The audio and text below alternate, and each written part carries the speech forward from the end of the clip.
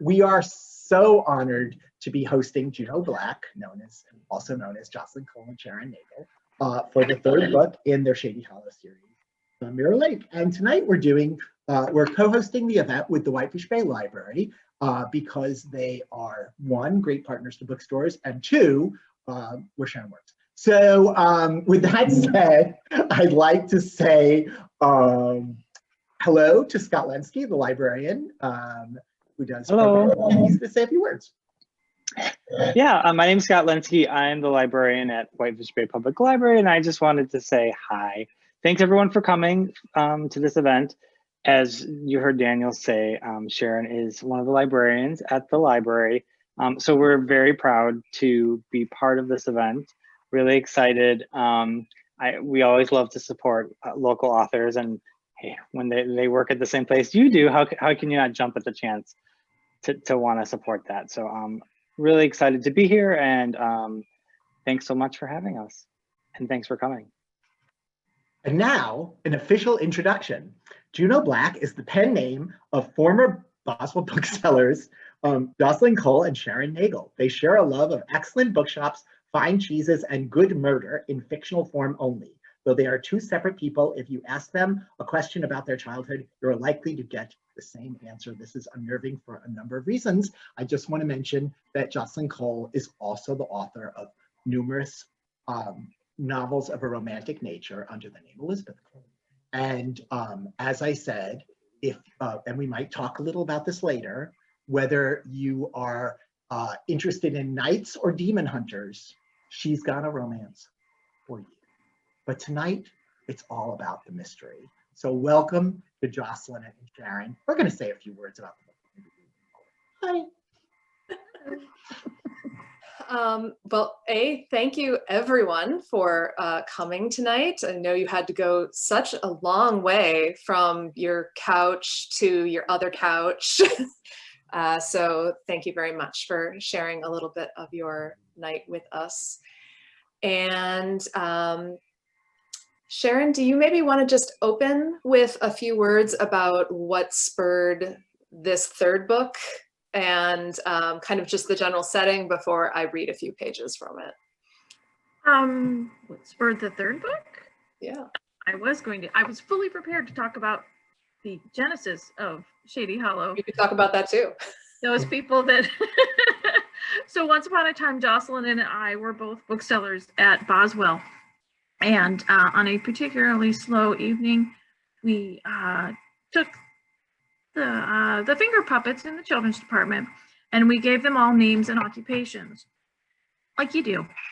And then we decided, well, we created a story around them, and we decided to write it during National Novel Writing Month, which is in November. And we wrote it together, though you're not supposed to. And so that was the birth of Shady Hollow. And then we decided that we liked it there so much that we would write a few more stories. People seem to enjoy it, so that's where it came from. Howard Chitters was our first character. He is a mouse. And you can see his portrait hanging in Boswell when they open again, hopefully to the public, done by Aaron Boyd, our favorite local artist. And so I think Jocelyn is going to read you a little bit from the third book, Mirror Lake. Yes, I will. So Mirror Lake, holding it right here, the third book, which actually now you can see it, there you go. You can of course order it from your favorite local independent bookstore, Boswell Books, and I have the bookmark for it right here in the book. So I will be reading a scene from pretty close to the beginning of the book, and all you need to know about setup is that our foxy reporter, Vera Vixen, is going to meet with an attorney to settle a question of ethics, and that is leading her to the Mirror Lake neighborhood where most of the book takes place. So Mirror Lake was a fairly long walk from the center of Shady Hollow, but it was a delightful stroll through a patch of woodland, and Vera enjoyed the sunlight hitting the amber and yellow leaves of birches and aspen, lighting up the whole scene with a special glow. In the distance, the bright blue surface of Mirror Lake shimmered in the morning sun. A community of homes and businesses were clustered on a few streets along the lakeshore. Mirror Lake was not properly a town, yet neither was it a mere ancillary to Shady Hollow.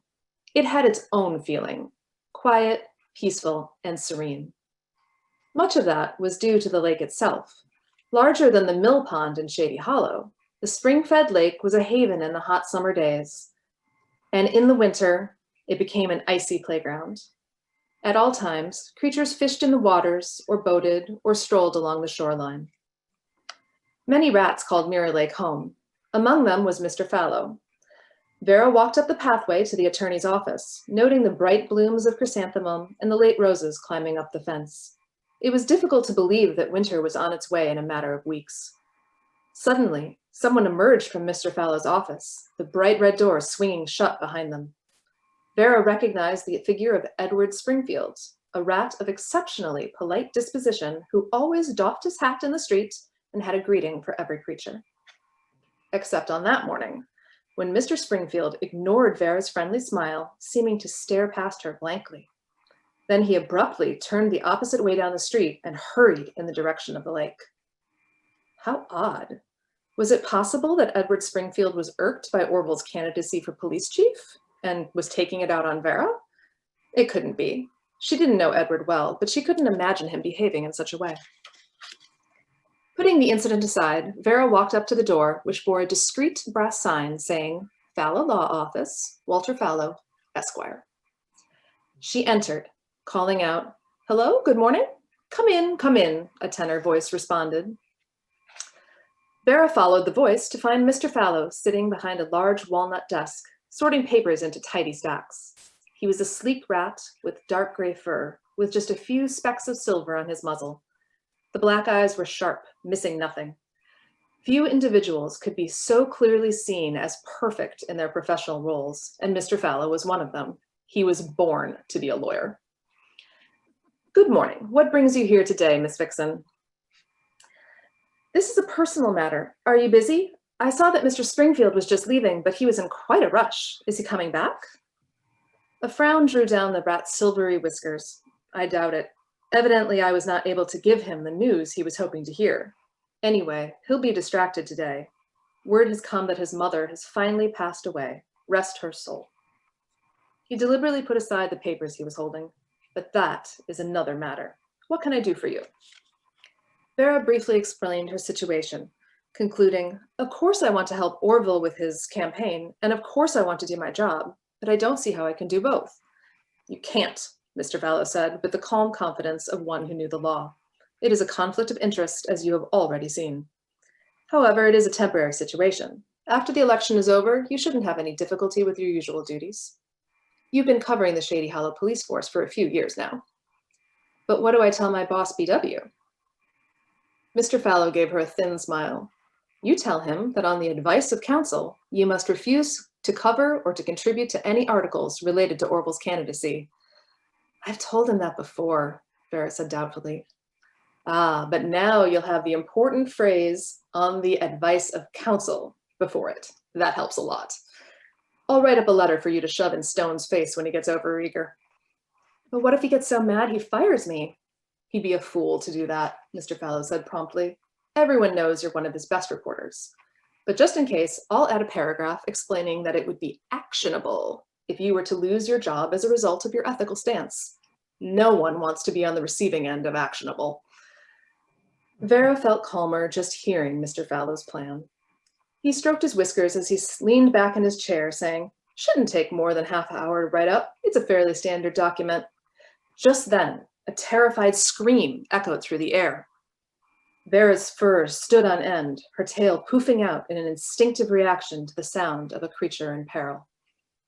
Mr. Fallow went completely still for a moment, his ears pricked up, his expression wary.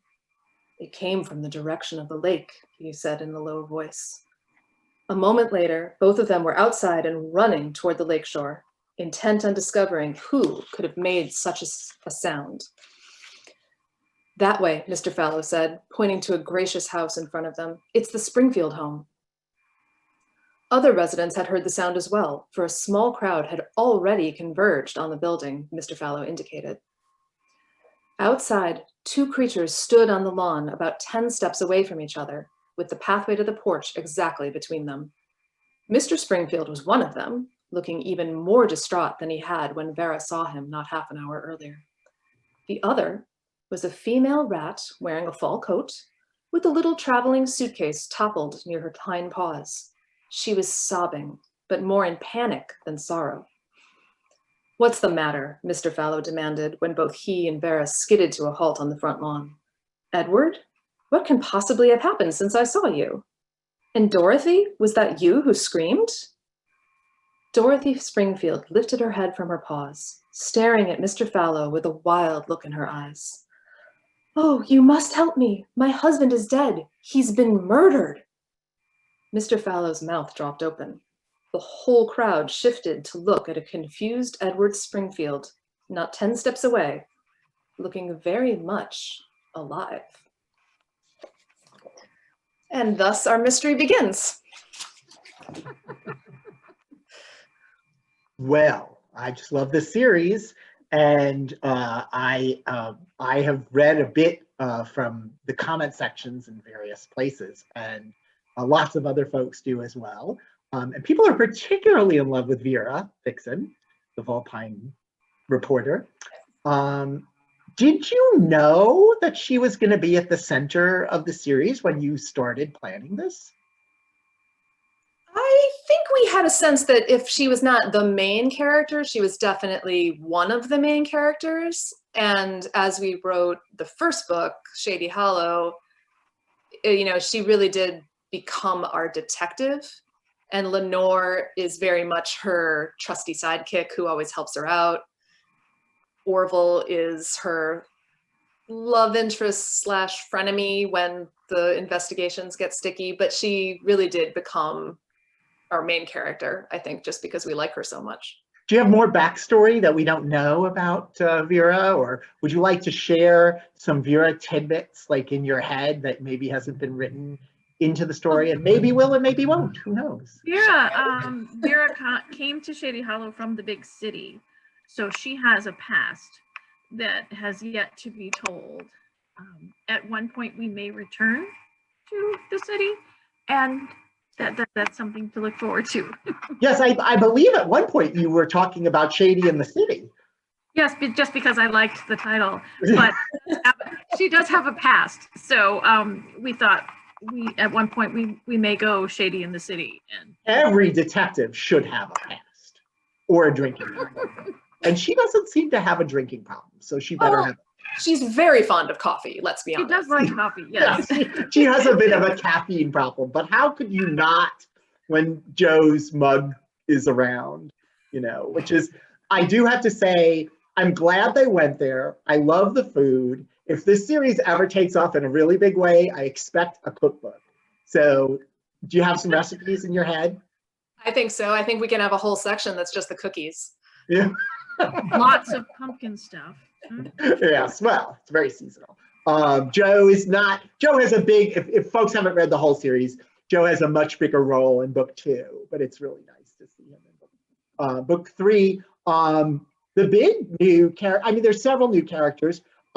We get to meet a number of rats that we haven't met before. I like to always, I was trying an exercise in having to describe a lot of books because I have to, and I was going to describe every book starting with the sentence, "The rich are different from you and me."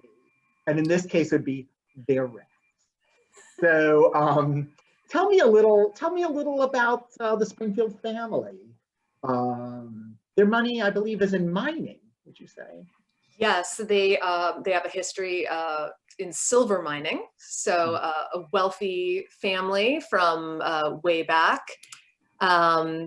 And they are well-to-do, very influential in the Mirror Lake neighborhood, which is very ratty, as we have said. I think a lot of it for me was inspired by the fact that I really, really, really loved Mrs. Frisbee and the Rats of Nim when I was growing up. And so just having more rats in a story, like, how can you go wrong? You can't have enough rats. But it is interesting because you are both very interested in the sort of haves and have-nots of the world. I remember the mill plays a big role in another story, and and we have some people who are struggling. We have Lefty, who's just an honest thief who has to steal for a living. Yeah. Or you know, whatever a raccoon does, being that they're pre-masked. He's opportunistic. Yeah. So you know, so we have Dorothy, who isn't a Springfield by. She's married into the family. Yes. And Adora, the late matriarch. Yes. And so they've got some interesting things going on, being with a murder of a person who's not dead. But you also have another wonderful new character who you've claimed in interviews is your favorite, and that would be Bradley Marvel. Tell me a little about Bradley, and maybe being that he's an author, any real life comparisons, or do we know? I need to state for the record that Bradley Marvel is not based on any real life author that we have ever hosted at Boswell or know in person, because only fabulous, wonderful authors have been to Boswell. So it is certainly not a personal experience. That said, as authors, we've met a lot of other authors and writers, and there's a few personalities that do crop up in the writing world. So I think it was fun for us to play with kind of the alpha male of the writing world. So we have this arrogant, kind of boorish wolf character who thinks he's the greatest. And he's one of my favorite parts of comic relief in the book. I don't know, Sharon, do you have any? Well, I really liked writing the event parts because having worked hundreds and hundreds and hundreds of events over many years at Schwartz and Boswell, it's really easy to draw on my experience to do that. My favorite character, aside from Bradley, I enjoyed Miss Boatwright, the rat librarian. I enjoyed writing about her too, and she sort of saves the day in finding crucial information from Vera, as librarians do. Yes, I actually did. I just want to say something before we talk a little more about Bradley. I did notice that Lenore seems to have less role as the series goes on, and Ariana is just taking over. Is this Sharon? Is this the trajectory? Where is this coming from?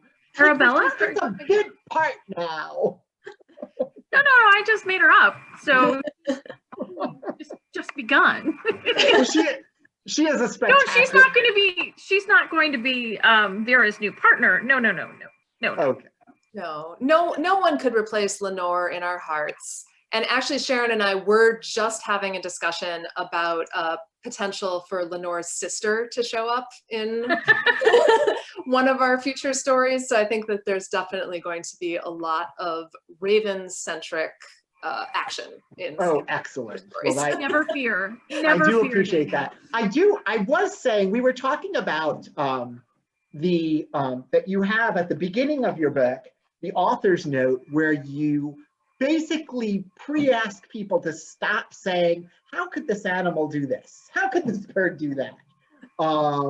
But I felt in book 3 that Lenore was a little, and maybe this is my imagination, was a little more birdish than she was in previous books in terms of some of her behaviors and the way she moves and things like that. Was that purposeful, or was I reading into that? Or maybe I just didn't notice it.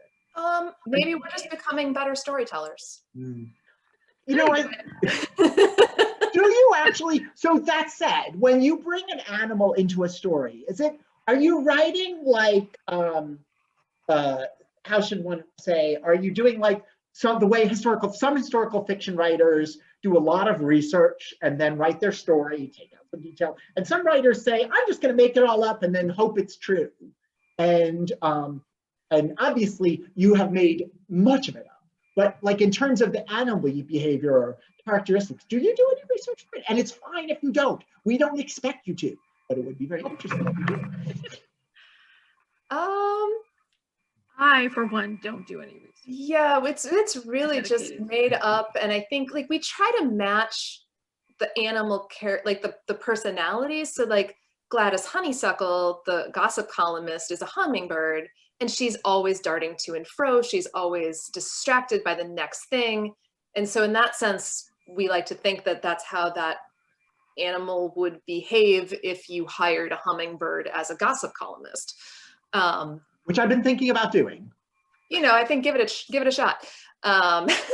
You know, but it's really much more inspired by, say, the sort of characters you'd find in like the Agatha Christie style mysteries than specific animals. So it's like, well, we need to have the ne'er-do-well, you know, sort of character who shows up and says things. You need to have the hardworking, you know, the Howard Chitters type character who's always doing the right thing and getting ignored. So I think we try to find those types of characters and fit an animal archetype to them. So Right, and if if Miss we have an Marple was a animal- fox. I'm sorry? Oh, I just said if Miss Marple was a fox. If Miss Marple was a fox. Yeah, sometimes if we feel that an animal is underrepresented, we will drag one in and introduce them. We try to, you know, have an equal opportunity, diverse community. Ecosystem. Yes. Yeah, I mean, it's a global community. It's why Soon Lee has come all the way to Shady Hollow. He's clearly not a native species, but you know, he runs the best restaurant in town. So, you know, they're happy to have him. And he's a good doctor too. He's So- a good Yes. doctor too. Yes, he's Yes, good. I was going to say, Jocelyn, I'm assuming you're still a vegetarian because this book had a lot of vegetarian jokes running through it. Yeah, I think we actually talked about that too, because I believe in the draft, one of us accidentally had like a ham sandwich. We're like, oh no, we can't do that. Yeah, that was me because I am no longer a vegetarian. I was when we started this. I had Vera having some sausage and then had to be told that that was not going to work. No, but I mean, when you think about it, an animal society has to have some rules.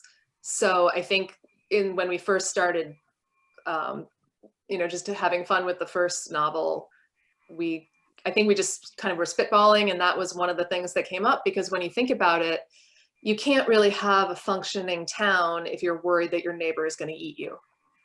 Hence, most of the animals being vegetarian. Led to the downfall of the Three Little Pigs for sure. Exactly. One of the things that's interesting in this book is you bring in some politics. Yes. Now, Orville is running against his boss. Yes.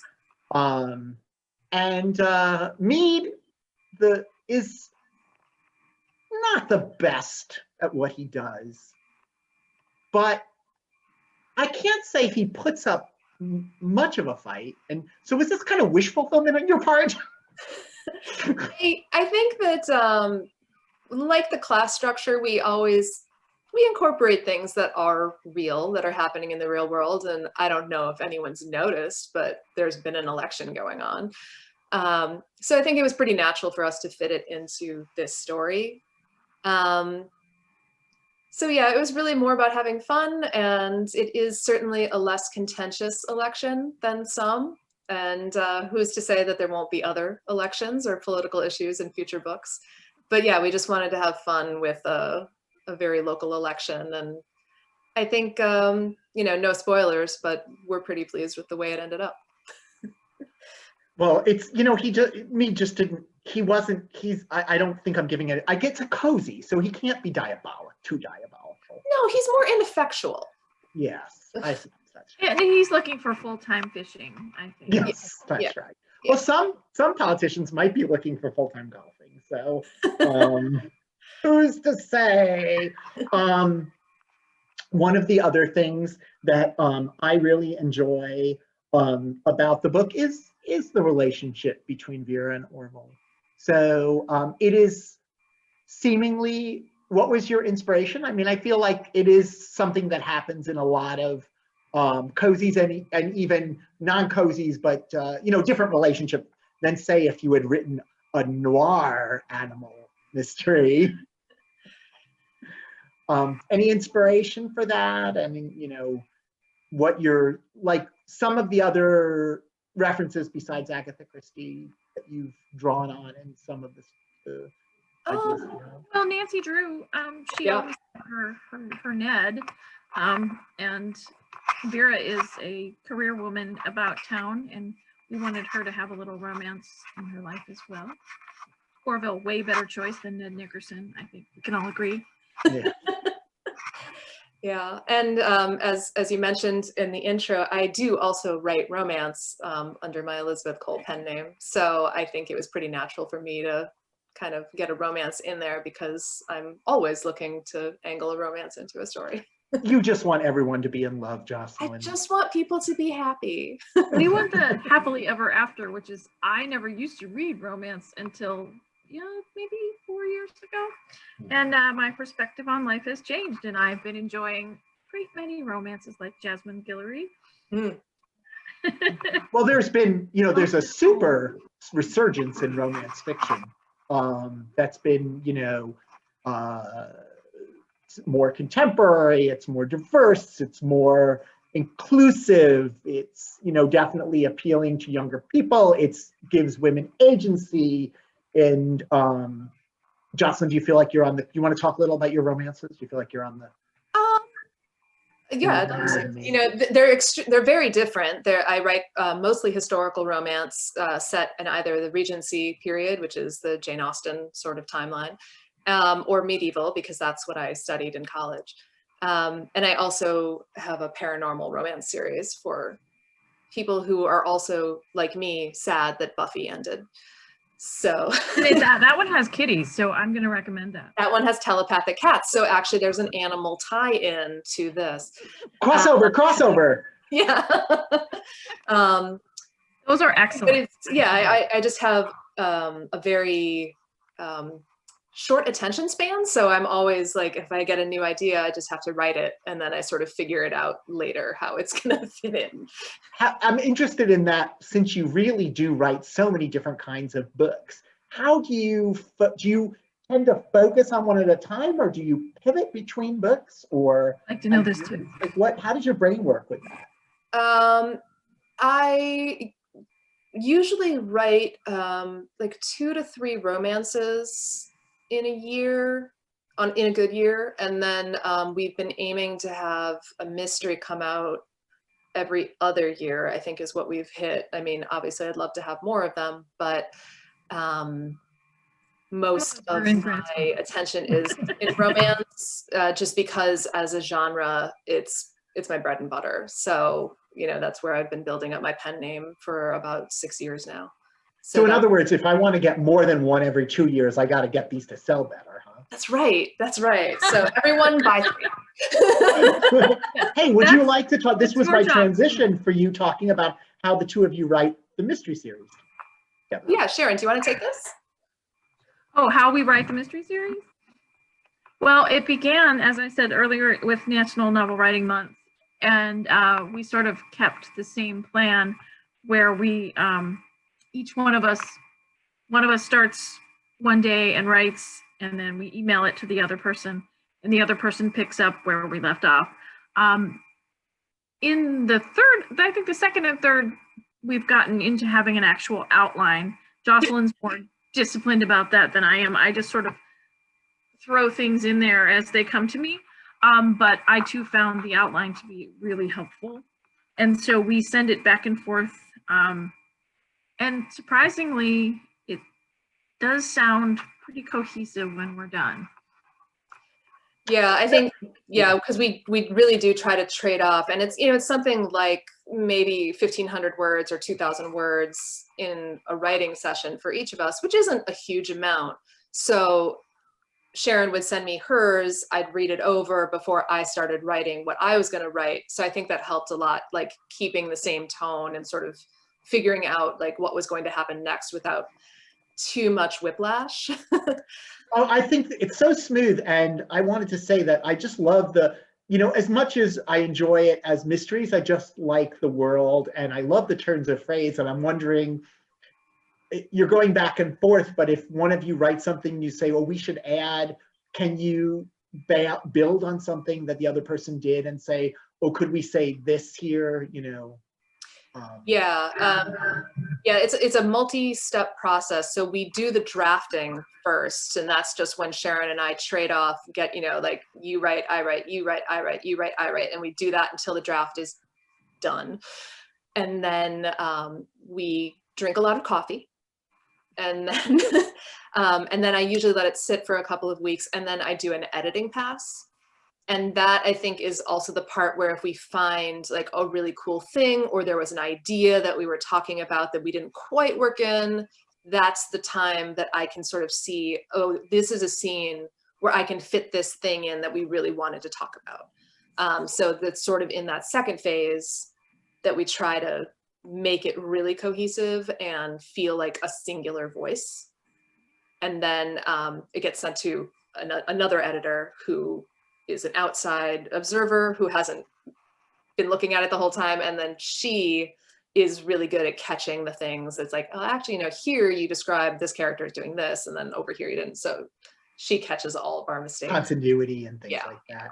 Well, I do love, Judith Jablonski asked about writing styles to mesh. And what's so interesting is that it does sound, though, by nature, it's sort of when planner meets pantser. You know, so we do get together. We've gotten together before we start writing to hash out the general plot lines. Surprisingly, we usually go to a coffee shop pre-COVID and talk about murder, and most people pay no attention to us.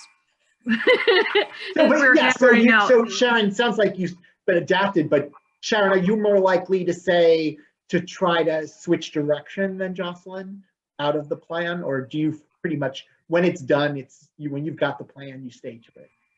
Well, I thought that I didn't want to work with an outline, but once the outline was there, it's much easier to to follow the story. But occasionally we'll branch out if I come up with something really fabulous, which, you know, not that happens all the time, but sometimes. Jennifer says that Pyewicket is my favorite. Pyewicket is a character from the paranormal romance series, and Jen is correct. Pyewicket is the best. He is awesome. Great. I love That's him. all right. So yes, the answer to that is yes. I can take no credit for him, but I love him too. And then Judy Williamson asked if the books would be published as hardcovers. I'm sorry, what was that? She wants to know, will the books be published as hardcovers ever? Oh, I suppose we can perhaps have like a gift edition that is a hardcover someday. But I can say— You have that idea? Oh, I'm sorry, you go ahead. Oh, I was going to say they will definitely be available as audiobooks next year, which we are really excited by. So there is at least one more format that they will be available in. But I do like the idea of like an omnibus edition that's like a really nice hardcover that has all of them in it or something. I don't know. We'll talk about like I could certainly see the first 3 books being bound together. Mm-hmm. And I know that you use print-on-demand technology, and actually Ingram has actually made big advances in print-on-demand technology for hardcovers. They're doing a lot. Yeah, I think there's more options available every year. So if it ever gets to be the point where we feel we could do it in a really nice way, I think we would do it then. So then Mark wanted to know, I don't know which Mark this is. He wants to know if you've ever thought about a villain disposing of a body by eating it, but since you've kind of written vegetarianism into the, plus, would you say that because then you'd be giving away the ending to one of your future books? So I don't know, how do you deal with this question? You know, you have to take it on a case-by-case basis, literally. So, you know, it's possible that Vera might end up with a case where all we are left with is some chewed bones, which would be particularly horrifying. It would be like, you know, a Jeffrey Dahmer style type or thing. alive, definitely Paul maybe Reed. Shady in the City. Yeah. Well, I'm glad she moved away from the city if we're talking about that. That's So as you can see, I have a few taken the questions. I think I've hit all our chat questions. Would you like to talk about some of the other characters that you really love, or some of the options? Did anything change in the new book that you can reveal? Have there been characters that you've thought of that you haven't written yet or have thought about or you had to eliminate for some reason? Well, I did this earlier. I really do want to bring in a few more characters connected to Lenore. So I think, you know, it's not called A Murder of Crows for nothing. So I think we might need to make use of that. I don't know, Sharon, can you think of any characters that we were like, we want to have more, but we couldn't fit them in? It's hard. There's more characters in every book. So we can't give like screen time to all of them. I know. That's Right, one so- of the saddest things is you grow to love a character and then they either don't show up next time or they have a bit part. I was just looking through our finger puppet collections and I thought, oh, for the Christmas mystery, because every cozy has a Christmas mystery, we did have a lovely cardinal, which are very popular. Oh, so good I'm idea. hoping you've got a lot of good animals for Christmas. That's so. true. I like the beaver pelt, the Von Beaver Pelt sisters. I love the Von Beaver. From them? I'm glad you brought Yeah, that. I enjoy them. I would like to see more coming from them. We could have fun with them. Definitely. Yeah, I'd actually love to see another where they weren't necessarily in the situation they were last time, but more that they were somehow involved with the story. Yeah. I think it is one of the trickiest parts of building a world like the cozy mysteries often do, which is that in every single book we have new locations, new characters, and some new things that we mention. And I suppose we could make the books longer, but you know, we always have to pick and choose, you know, like, well, are we going to have Vera come talk to Lefty, or is she going to go talk to somebody else? You know, like we don't want to make it unnatural for like a character to keep showing up, but on the other hand, fan favorites, you know, we like to have them show up so that people can enjoy them. So it's just like one of those things we have to balance. Sharon, what were you saying, Sharon? Oh, what did I say? Well, do you have more to add about that? Do you have a feeling on? Yeah, I think that we don't want to get we're hoping to stay away from becoming too formulaic and having a body found immediately, like Vera tripping over bodies, like Jessica Fletcher on her way to the coffee shop. So we've tried to vary our crimes a little bit, and that does involve other characters. I like the coroner too. I think he's a fun character. Yeah. We could use him some more. Have you thought of sort of staying within the cozy but playing with other genres, like something more of a police procedural from Orville's perspective, or Oh, that's an excellent idea. That's a super fun idea. I think That is. my only problem with that is I don't know what police procedures are yet in this world. Or how about the legal thriller with Walter as the center? That would be really good. Yeah, because Orville has the big book of policing, and we could. It's true. Yeah, I just read Angie Kim's book Miracle Creek, and it's completely through a trial. So, you know, it's sort of like you could have the big, oh my gosh, you could have the big trial, and I don't know who the judge is in that town. But I don't think we know that either. We'd have to find out. We'd have to come up with a judge. It's probably a vulture. Maybe Walter could be elevated to the bench. Somebody is trying to get me to write the books with you. I'm afraid I've got to talk some sense into them. I'm just going to be your idea person. You can take anything from me. I say that to all the authors who visit. I'm like, if I come up with an idea, just take it. Well, I mean, that's what authors do. We just sit here and steal other people's ideas. So You laugh, but I did hear one story. We had two authors talking about how they had actually gone to some author retreat together. They were all having dinner and they saw this crazy thing happen, and they had a big argument as to who was going to be able to use this incident in a book. It was 4 of them, and they made the deal that all 4 of them were going to use it in a book. and see who wrote the best piece. So yeah, make it a competition. Competitive author. We like Do you have, so I asked you about the food. We were talking about, do you feel like as your books have, you said you really like writing like clothing and stuff. Mm-hmm. So have you feel like that's gotten more, this kind of, the fashion sense of Shady Hollow has gotten more, a little more intense as the books have gone on? I think that we've made it more apparent that the animals do have clothes. It was sort of just assumed, I think, when we first started, but now we are actually detailing Vera's ensembles. And I also like to write about food as well, so that's what's fun at Joe's Mug and also at the Sunlee's. Well, this is one of the things, like, I can't remember now, like, why don't I write these things down? Did we talk about it the pre-interview or the interview? I'm like, where's the Shady Hollow cookbook? So, I think that could be arranged. That can be another side project, because we really do talk about food a ton. So Yeah, and coffee. And coffee.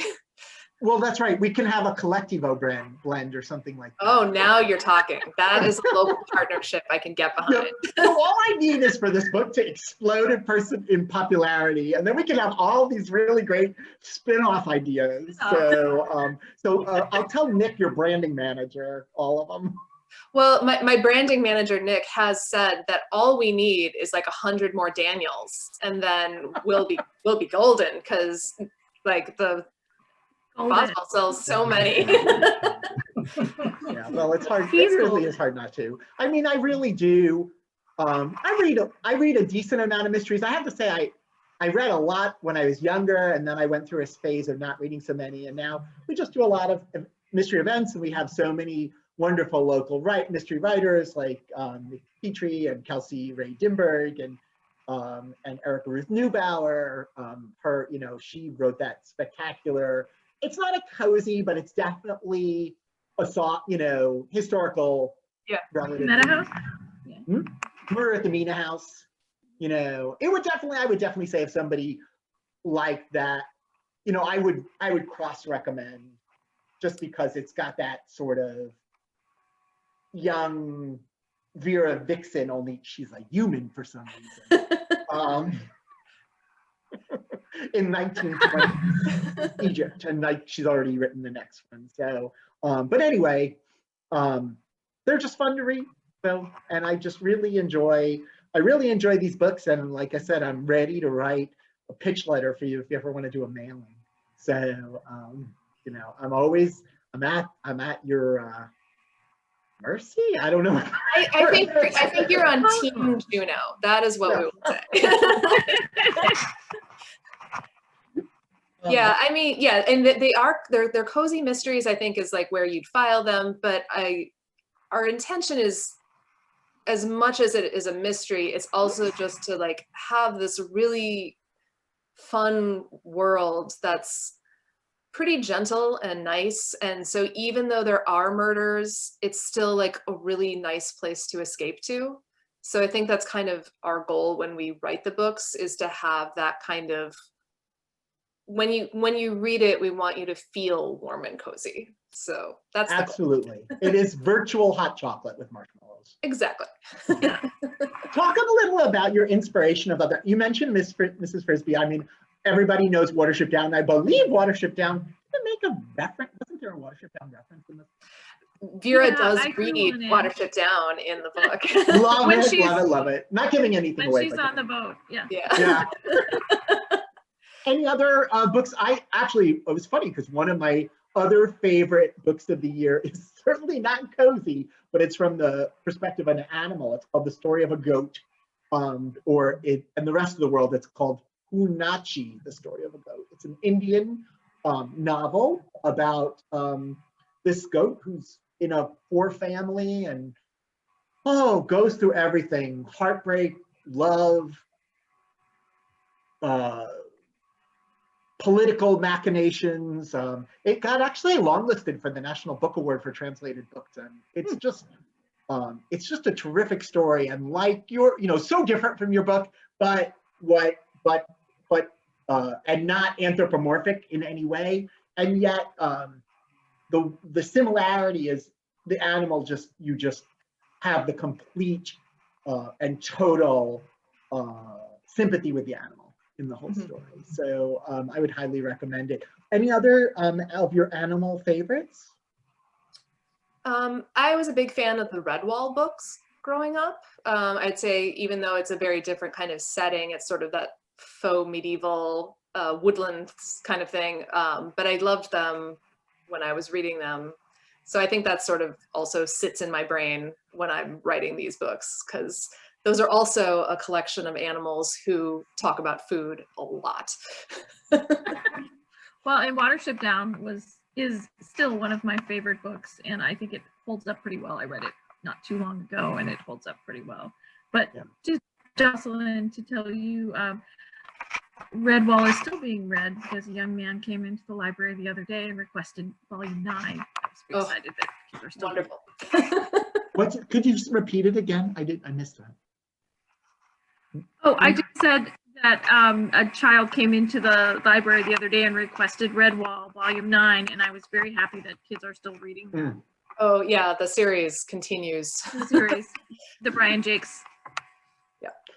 I was actually going to try, when I was trying to like, how else can I promote this book? I was trying to come up with other adult novels from the perspective of animals. And it was a little, I think there are some, but it was a little tough. And I certainly couldn't think of any other mysteries. I came up with Barbara Gowdy's The White Bone, which is from the perspective of elephants. And I was a big Barbara Gowdy fan in the day. And I actually say in that particular case, I was sort of like, I don't get it. But it's no Shady Hollow, I said.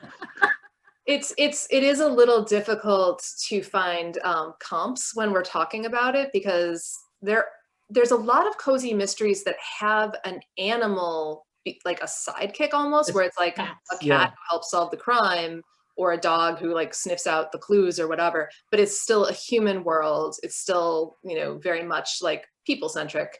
So having this entirely animal-based anthropomorphic world is really different. And I think that that's kind of our biggest hurdle when we're telling people about it, because it's like, it's all animals, but it's for grown-ups. And most people do think right away that it's for children, and we try to let them know that that is not the case. Oh no, there's many adult themes in this story. Right. Do you ever think of pandering to the masses and doing a children's book with the characters? No, I really like the murder part. No. Same. We like the murder part. And plenty of children's books with animals already.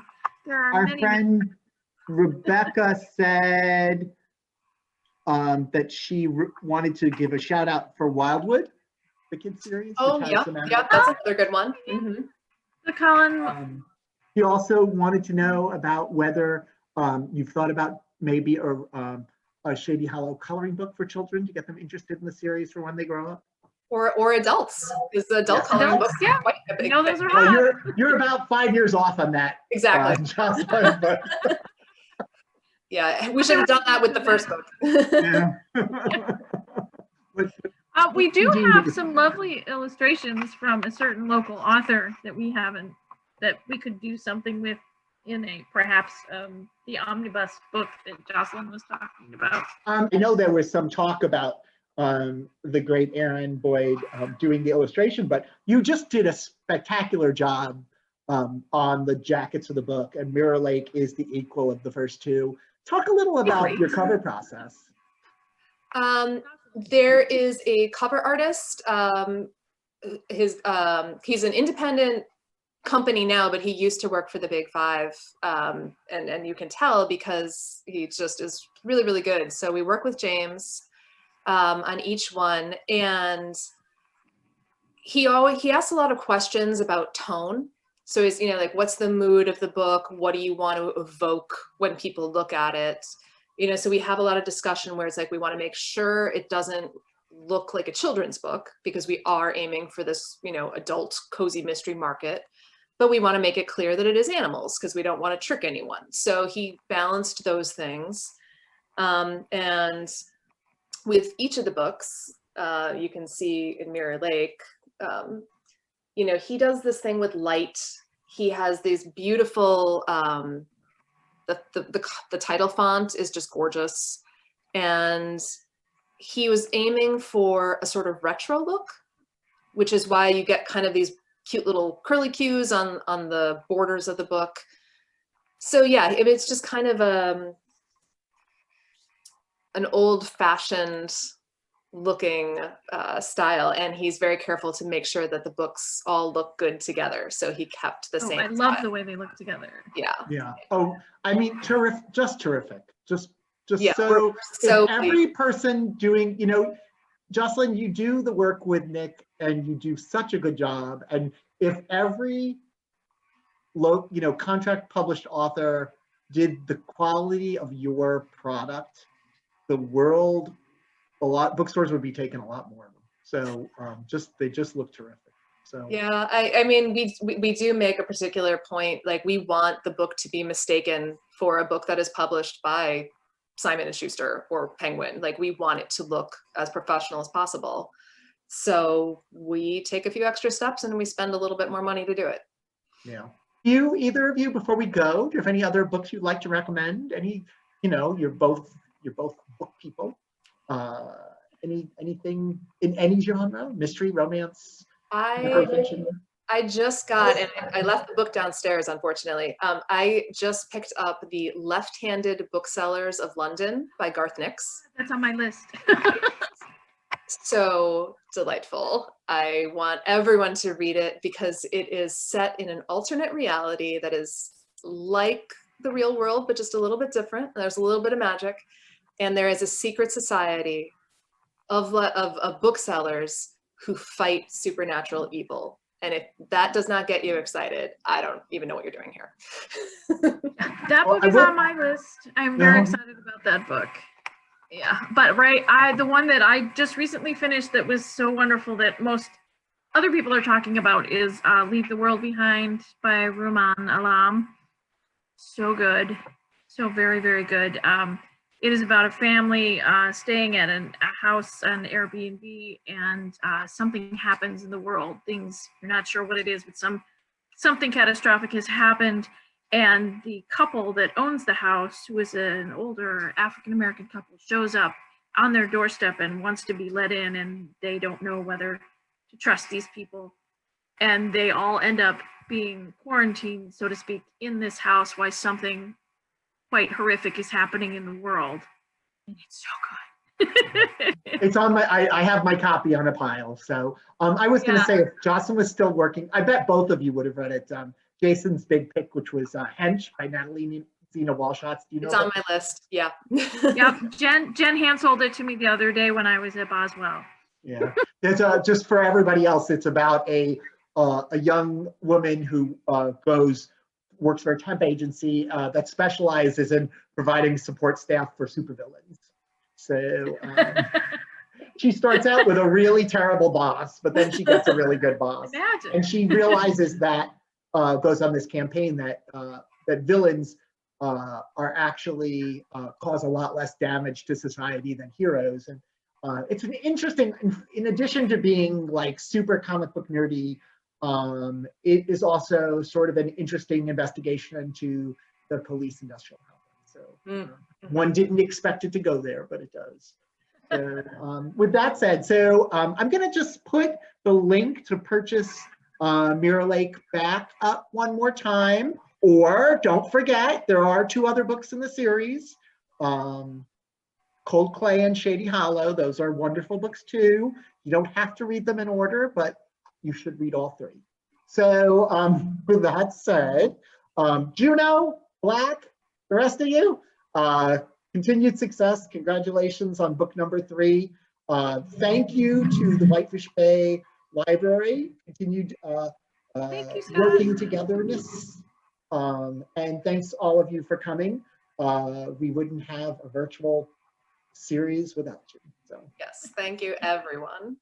Yes, thank you so much for showing an interest in our little projects. We appreciate it. Modest to what always. Forever. Good night, all.